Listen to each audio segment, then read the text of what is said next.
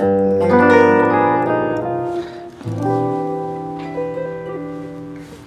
guys, what's up? Today I want to talk about the altered. So that sound, so beautiful, so intense and so lush, but I want to try and understand together what's happening in this color, because when we're playing jazz and when we're playing improvised music, that sound comes up a lot. So again, it's called the altered scale, and it's usually being used to create more tension on the dominant, on the 5 chord, in order to resolve. Whenever we're creating more tension, whether it's with chords or lines, we're basically making the resolution, the home base, stronger. When I was in high school and also later on at New School in New York, I was trying to understand the colors that we use to create tension and release. What I want to do today is divide it into 2 parts. The first part is we'll explore 7 lines that I wrote for you guys. The second half of the video will go over all the fingerings for the altered scale. Okay, so again, I know it's maybe a lot of information. So the first thing that is really great to do is remember it's only colors. It's sounds and colors, and we're trying to create tension with different notes to create a resolution that feels stronger. What I'm gonna do is take 7 to 5s. Each one of them is written out so you can really follow it in a clear way. The PDF is on the Patreon if that's helpful. And we'll talk about why I'm choosing those sounds and what's working in these lines that make that sound pop out. Let's do it. 1. So before I start this line, I'll explain that I'm using the altered scale. Now the altered scale on G7 is these notes: G, A flat, B flat, C flat, D flat, E flat, F. If you look at these notes, we're actually playing A flat melodic minor. So if you know your fingerings for melodic minor, that's definitely helpful. I am thinking about it as a G7 altered sound.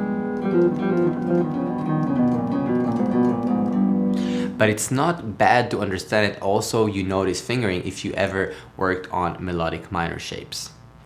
So for the first 2 5, I'm going to utilize the sound of G half diminished. Why G half diminished? It's because it's within the scale. The chords for the altered scale are G half diminished, A flat minor major, B flat minor 7, C flat augmented major 7, D flat 7, E flat 7, F half diminished, and again G half diminished. We're back at the top. So I'm going to use the D minor 7 sound and then shifting from that into the G half diminished over the G7, which will give me a very specific color of the altered scale. And we're going to go over all the 7 colors. So check it out and make sure you listen to the end. All right, let's do it. Oh, we have another song coming out. This one is called Far From Shore, which is also the title track of this album. It's a song I dearly love and care about, and I would love if you can support by pre-saving. Thank you so much for all your support and help. The album is coming out, I promise, and it will be really, really cool.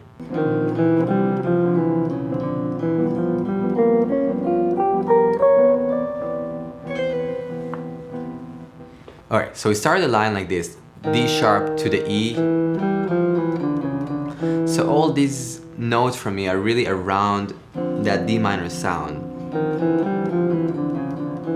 kind of highlighting the 9 a little bit, but basically really articulating D minor to my ear. And then after that moment,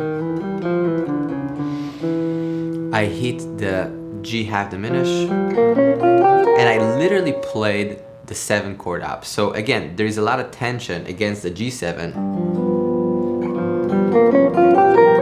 I'm getting the F, so the 7, the 1, the 3, and the flat 5.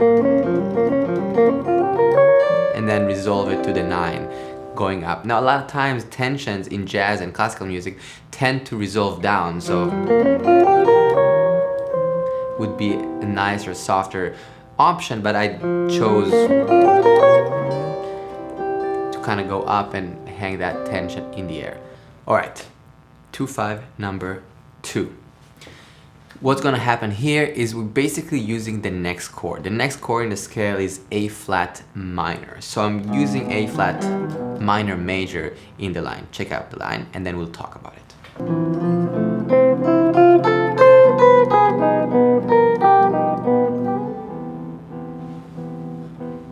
Okay, so what's happening here? Check it out. I started the line in this position here, basically just playing F major 7. You can also play it here, but I just played it here. Literally just getting that 9 from on the D minor 7. And again, this is not the point right now, it's more talking about the altered. When we have the G7,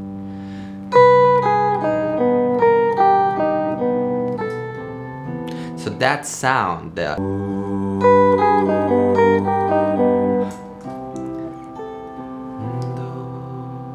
is what's really interesting. Basically, again, articulating A flat minor major, A flat minor triad, and then I'm playing that minor major here. So I played it twice, basically. One time just triad, and then I played A flat kind of minor major 9, actually, to be specific, and then resolving to the 1.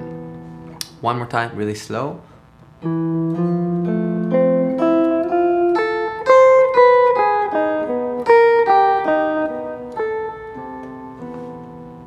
And on the 1, I just resolve it on the 6, so I have the A on top just for sound. You can resolve it in different ways, but I just like that idea of... So I have this...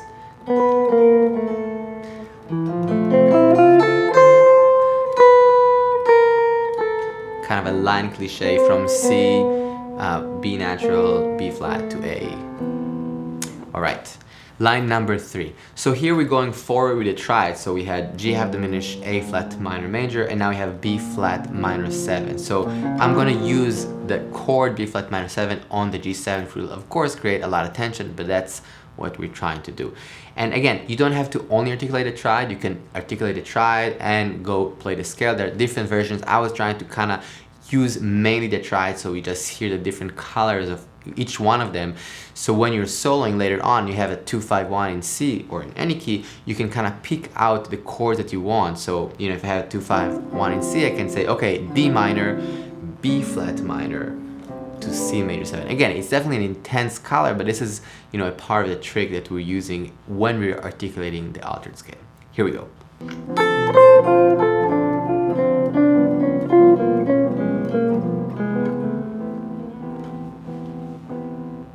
So what's happening here? So I'm really articulating D minor 7, just literally doing this kind of exercisey sound. So really articulating D minor, starting from the 5 to the 7, 3, and so on. And then literally doing the same concept on B flat minor 7. And then resolving to the 6. So again, if I'm connecting those two slow,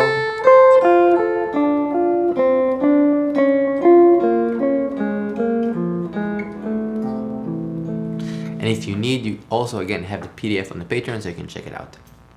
Line number 4. Here we're getting to the B augmented major 7, which is a really cool color, very specific, very strong. Check it out how it sounds, just if I'm playing the triad over G. Ooh, intense, definitely intense, but also beautiful, because we're getting the 3, we're getting the sharp 4, the augmented, we're getting the 1, and we're getting also the sharp 9. So, which is really, really cool. Let's try the line.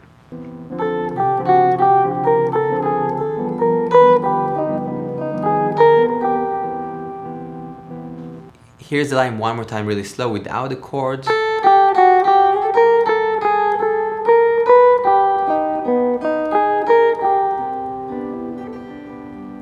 So what I'm thinking here is really kind of articulating some of the 2, going to that 4, surrounding that, then chromatically to the 5 of the D minor, so surrounding A, and then chromatic to that arpeggio, and then playing that line cliche, the flat 9 to the sharp 9, and resolving. One more time, a little faster.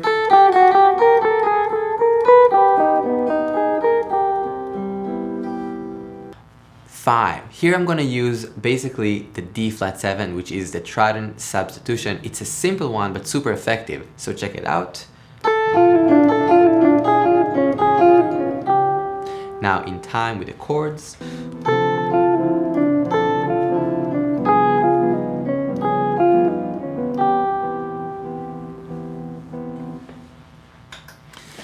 So what's happening here? Okay, so I'm basically playing a D minor 9. Very simple, and it's a kind of fun shape. It's easy to play that fast on guitar. It's very comfortable. And then I'm playing D flat, the same thing, D flat 9, and then resolving to the 5. It's a simple one, but very, very effective. The next one is one of my favorites, so check it out.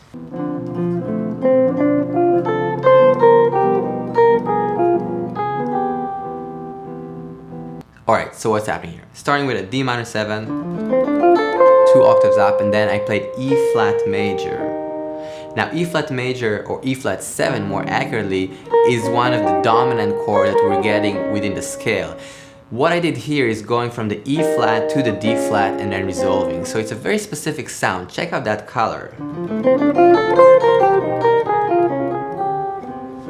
Very harsh, but also really cool because I'm getting the sharp 9, the 1, the augmented, right, the flat 13, but then I'm also getting the flat 9, the 7, and the flat 5, and then I'm resolving. And it's all in that context of a triad, which is super strong sound, again, against this G.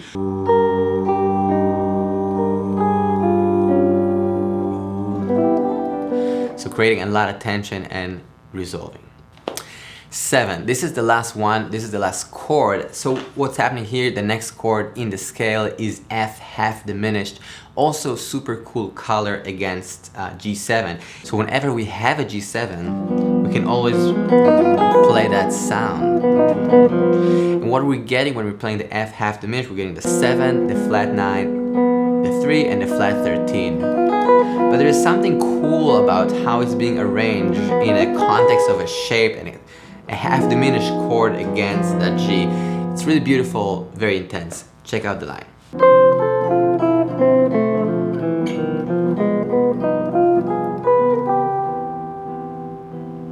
Yeah, so literally I just played F major 7 to get that 9. I love that sound. And then I played heading up, ascending with just the F half diminished arpeggio and resolved. But there is something about shifting the colors between F major 7 to F half diminished, descending and then ascending. That's kind of cool. I don't know. I like that sound, so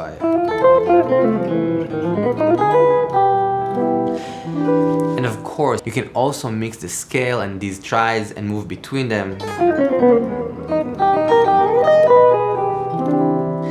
And creating these tension is a really, really fun thing and a cool exploration. Alright, so now we're going to the second half of the video, which is mapping out the fingerboard with the altered scale. So this is a little time consuming, but it's also really worth it. We'll go over the 7 positions in a clear way so you can really know it and practice it so it's easy to make music. Let's do it. What we're gonna do is map G altered scale in 3 notes per string from this point to this point. Let's go.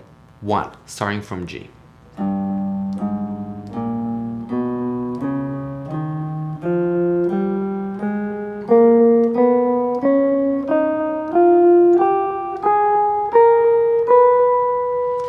Then descending.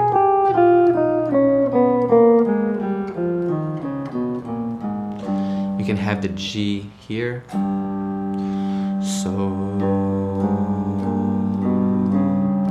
So intense, but really beautiful.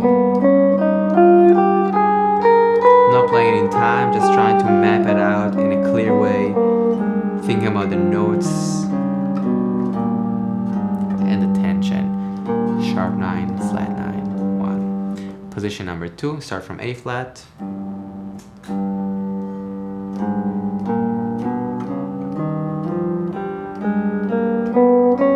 Again, 3 notes per string.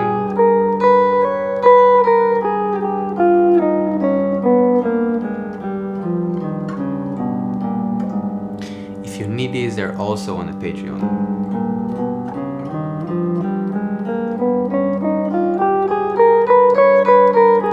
What I would do with all these scales is after you're feeling comfortable, play them in time, slowly, in tempo, chord notes, 8 notes, triplet 16. So now from B flat.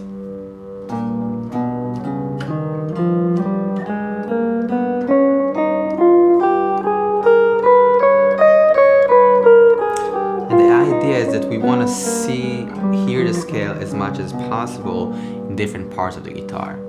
Now from C flat.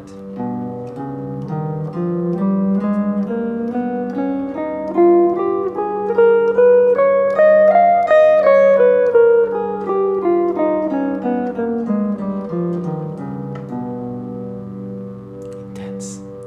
From D flat.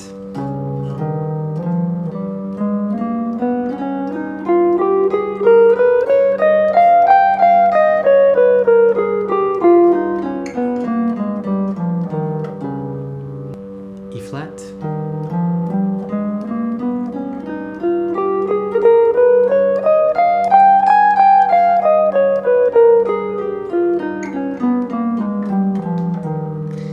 And F.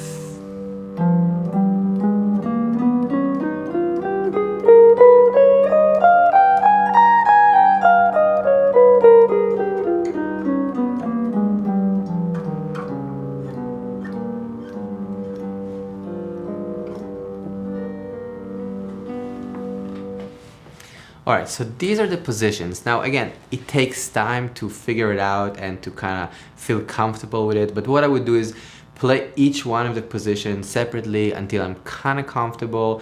I'll play it in time, I'll sing the G, I'll sing the scale, and then I'll play all of them in time and kind of shift between them. The same thing I would do with C major scale. Any exercise with thirds and things like that would be great. The point is just to feel more comfortable so we can create.